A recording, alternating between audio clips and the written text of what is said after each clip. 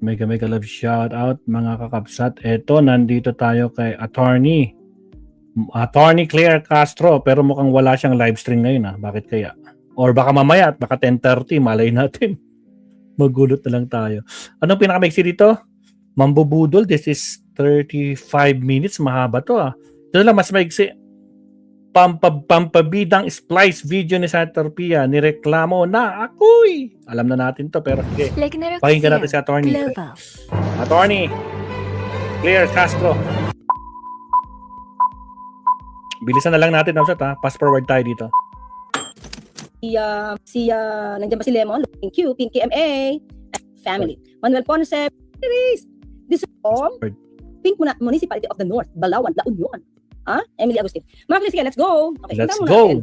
Hindi ko to kasi tinake up Okay, noon. Hindi ko siya tinake up noon. Pero let's see, lumalaki pala siya, lumalaki. So ito yung, pakita mo muna parang may nakita ko Hindi ko kasi siya masyado. Hindi ko tinake up. Ayan. Ito sa akin dito, makikita po muna tayo ng video Ito daw yung actual video. Tingnan, ipasalamatan muna natin yung gumawa. Si Cheche Fontilon, Nakikiram po. Ito daw sabi niya yung hindi to splice. Okay, hindi to splice. So ilan yun? Ito daw yung kompleto. Hindi edited. If you're coming to the court with evidence already, but kinukuha mo yung supina na yan, diba, to further prove your point, I don't think there'll be a question. As kung yung box na yan, alam natin yung naman. And dapat gamitin dito, they acknowledge na. Pero kung hindi alam yung naman, are we fishing there if there's activation or wala? I don't know the answer, I'm asking you the question. You can answer it in any way you're comfortable answering. If I may briefly narrate the procedure that the House might have to undergo for the articles to reach this honorable court. When the complaints were filed before the House of Representatives, the Committee on Justice was tasked not with conducting a trial, not with ferreting out all the evidence, but simply determining whether there was probable cause to proceed with the case. So hindi po namin hinanap yung kabuuan ng ebidensya dahil hindi po namin tungkulin yun. When we made the determination that there was sufficient probable cause to proceed with that case, then that is what we submitted in terms of the articles of impeachment that reached this honorable court. Ngayon, syempre po, just like a preliminary investigation conducted by a prosecutor, ang hawak lang po niyang ebidensya, ang titingnan lang po niya ay kung mayroong probable cause. Not all the evidence yet is before that prosecutor because wala pa pong trial. The presentation of evidence, even the subpoena or compulsion to present evidence will only happen when the trial takes place. And yung tinutukoy po ninyong fishing expedition, yun ay maaaring sabihin natin nangyari kung only if the party requesting the evidence or documents ay nagbabaka sakali lang, baka may makuha tayo dito. In our case, I have to disagree that there was any sort of fishing expedition because based on what the Committee on Justice and later the plenary of the House found was sufficient, there was enough cause to proceed with the I'll go case. to probable cause, pati sabi baka sakaling may makukuha dito. You said hindi ganun. So ano makukuha natin if we grant all the subpoenas you're requesting? The evidentiary facts, Your Honor, that were not yet, hindi pa nakita ng House nung ang ginagawa lang po namin ay determinahin ang probable cause. So, Okay, mga kakli, again, inulit ko na to sa inyo. Okay. Sa complaint kasi, di ba, inulit ko na to sa inyo. Kailangan lang is ultimate facts. Ultimate facts. So, kung nagkaroon ka na ng presumption na may unexplained wealth, ang isang public servant, dahil hindi tumutugma yung kita niya sa SALN niya. Lumaki, SALN, pero ang kita lang is supposed to be ganito. So, public servant ka, kailangan matrace bakit lumaki yung pera mo. Bakit hindi tumutugma? But mas na-bloat yung assets. Hindi mo ma-explain. So, ang presumption is unexplained wealth. Dami ba asawa mo? Oo. Yun lang. Bakit? Property relationship nyo ay absolute community of property. Properties niya, properties mo, inyo. Unless yung mga mana. Unless yung mana after the wedding.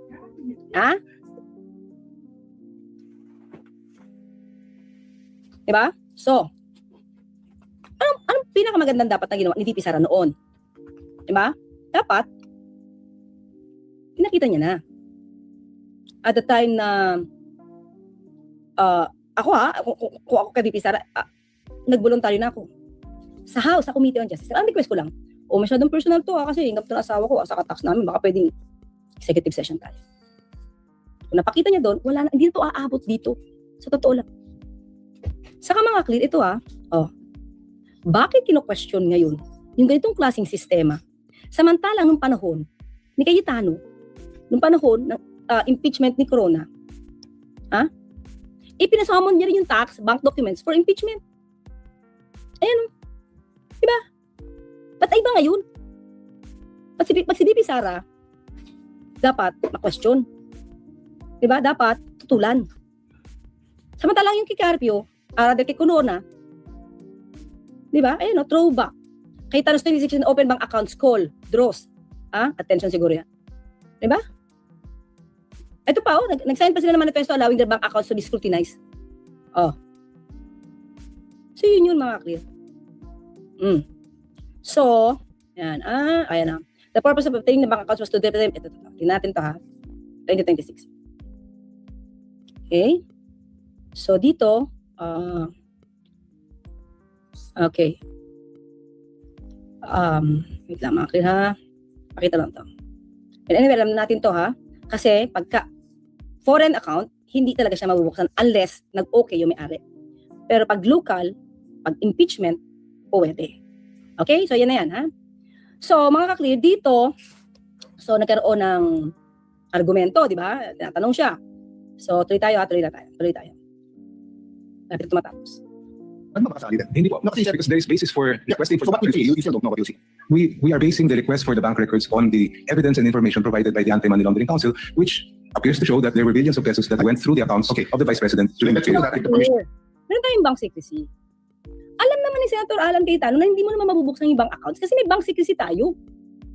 Ito nga alam, may impeachment na hinaharang mo pa What more kung wala pang case? Sino magbibigay sa'yo ng records niyan?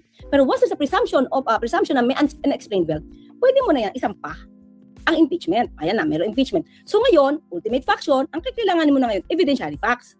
Pwede ka na magpa-summon, subpoena ng bank records. Diba? So anong ginawang splice mga clear? Ito hiningi ko po. Kaya sabi ko, bigyan ako ng Yan na yung splice, kopya. Ito nangyari. Palalabasin na ko. Kung may makuha tayo dito, so, baka sakali lang, baka may makuha tayo dito. So ano makukuha natin? Figure out all the subpoenas to reverse it. The evidentiary facts, Your Honor, that were not yet hindi pa nakita ng House. So nagbabakasakali din? Hindi po. You still don't know what you see. We are basing the request for the bank records on the evidence and information provided by the Anti-Money Laundering Council, which appears to show that there were billions of pesos that went through the accounts. Okay, so the anti-money laundering does not deal with income, they deal with flow. So pag sinabing billion, that doesn't mean that a certain official has billions in their account. So meaning if I have ₱1 million, deposit on January 1, and then on January 5, I take it out and put it in time deposit for 1 month, and 1 month later it comes out, hindi na 1 million yun. 1 million in, 1 million out, 1 million in the time deposit, at labas, 4 million na yun. So hindi evidentiary yung speculation sa ikot ng pera, meaning all I have to do is find someone with a bank account and give them a long enough period, and I will say that they have hundreds of millions or billions. Precisely, Your Honor, that's why we want. Diba?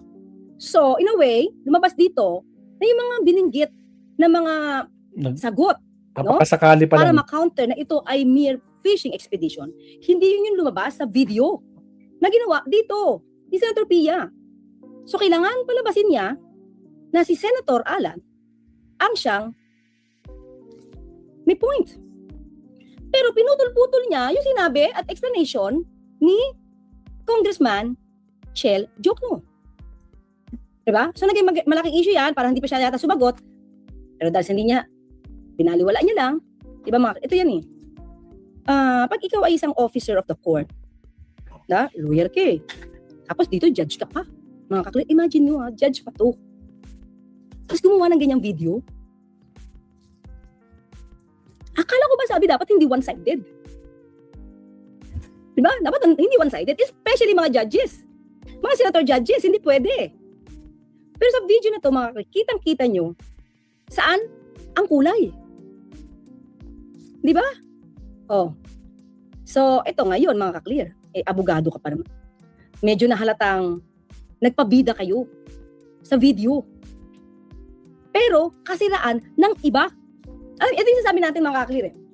Gustong bumida, pero aapak sa iba. Ang problema, nag-fake pa.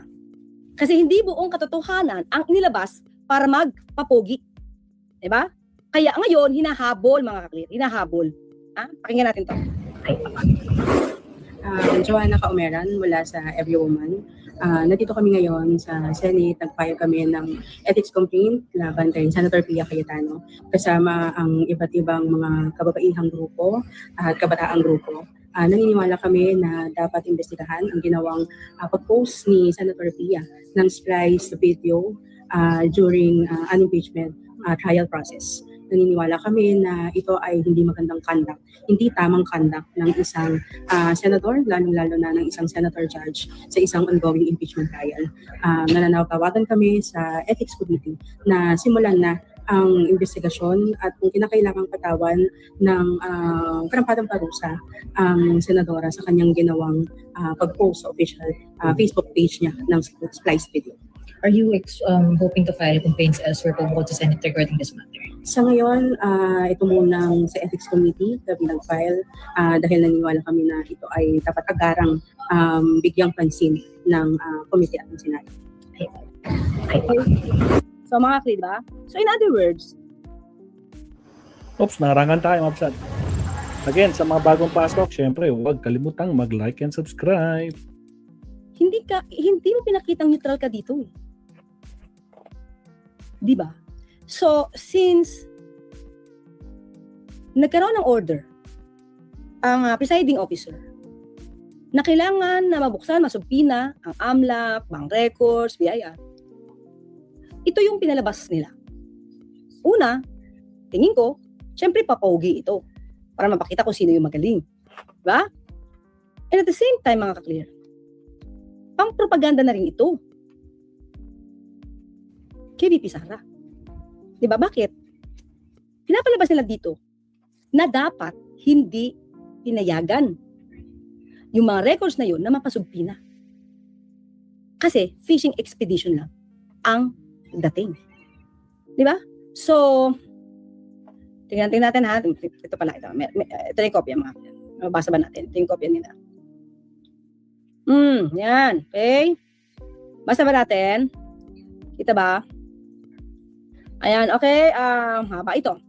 We write to respectfully request that the Senate Committee on Ethics and Privileges conduct an inquiry into the public actions of Senator Pia S. Cayetano arising from her deliberate dissemination of spliced and misleading video on her verified Facebook page during the ongoing impeachment trial of Vice President Sara Duterte.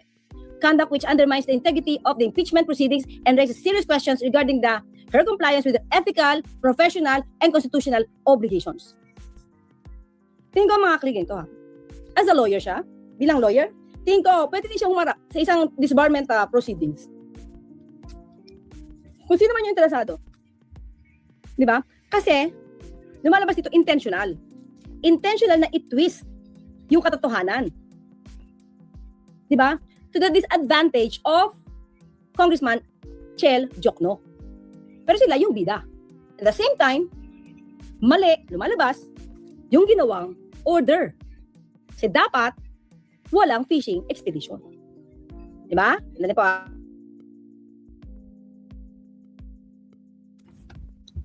Yun mga kapatid. Yun ang gusto nilang palabasin. Kaya tingin ko nga, kailangan talaga ito ma-take up, but ang tanong, ano kaya ang mangyayari? Diba? Ano kaya ang mangyayari sa gagawing hearing? At tingin ko, tindig Pilipinas ba? Tindig Pilipinas. Baka naman, pwede naman din maging issue ito sa Supreme Court. Kasi hindi ito dapat inaalaw. Diba? Lawyer siya. May ATTY sa unahan ng pangalan niya. Diba? Okay. Basa tayo dito. Basa tayo na konti. Okay, baka meron dito. Actually, hindi siya sumagot dito. No? Siguro parang hindi niya napalakihin. Kaya lang may nagpalaki. Ethics complaint targets Pia Cayetano over spliced video of Chel Jokno at trial. Okay, ang pangalan niya, ito siya si Patricia Tati Licuanan. UP, tama ba? Oh, no, so mali naman. Mali ako. So the complaint was signed by former Commissioner on Higher Education, Patricia Tati Licuanan. UP Diliman professor and every woman co-convener. Kasama si Jean Franco? Totoo? Wait lang Oo nga, and leaders of other youth advocacy and women's groups. Kasama ko si Ma'am Jean Franco. Yung nakukumbida, di ba? Ito yun, di ba? Yung professor ng political science. Ayan, okay. Okay. Ito, they said the post also raised questions about Cayetano's role as senator judge. Totoo. Hindi siya impartial. Violation yan ng oath mo. Kaya nga sabi ko, pwede ito sa disbarment issue, mga clear. Ano ba? Kasi sinadya ito. Hindi ito maganda sa isang may pananumpaan bilang abogado. Diba? So, tingnan natin. Di ko alam kung magpo-prosper ito o kailangan lang talagang mapabatid sa lahat mga tao na ginawa ito ni Senator Pia Cayetano. Di ba? Ang isang kapita-pita-pita-pita-pitaganan na Senator Patay tayo dyan. Pia Cayetano. Di ba? It was me. Ano Shout to out, eh, ano Kabsat. itong parang pag-i-spread rin ito ng fake news. As in, splice mo. Buenas noches. Diba? Lorna Taniguchi. Thank you, sticker. And 98318 Obet. And Nelson Copino. Maraming salamat sa sticker. Alright, salamat, attorney. Mahaba-haba itong live ni attorney, no? So, last topic tayo, tapos magre-relive ako for the last time. May isang topic tayo, tapos magre-relive si Maestro. Alright, countdown tayo in 30 seconds. Here we go.